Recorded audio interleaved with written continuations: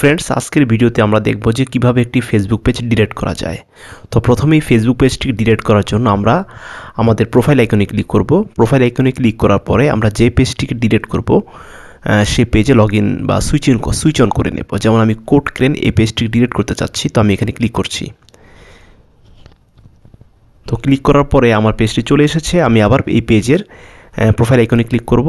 Click করার পরে এখানে দেখতে পাচ্ছেন সেটিংস অ্যান্ড প্রাইভেসি। আমরা সেটিংস অ্যান্ড প্রাইভেসিতে ক্লিক করব। দেন সেটিংসে আবার ক্লিক করব। ক্লিক করার পরে এখানে দেখতে পাচ্ছেন প্রাইভেসিতে ক্লিক করছি। ফেসবুক পেজ ইনফরমেশনে ক্লিক করব। এরপরে তারপর দেখতে পাচ্ছেন ডিঅ্যাক্টিভেশন অ্যান্ড ডিলেশন। আমি এখানে ভিউতে ক্লিক করব। এখান থেকে আমি পেজটিকে ডিলিট করতে পারবো।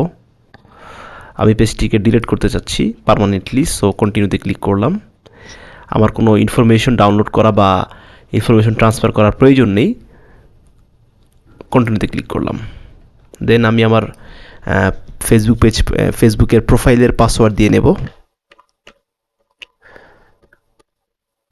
ওকে, continue. Confirm permanent Facebook page deletion. অবশ্যই আমি পার্মানেন্টলি ডিলিট করতে চাচ্ছি, কন্টিনিউতে ক্লিক করলাম।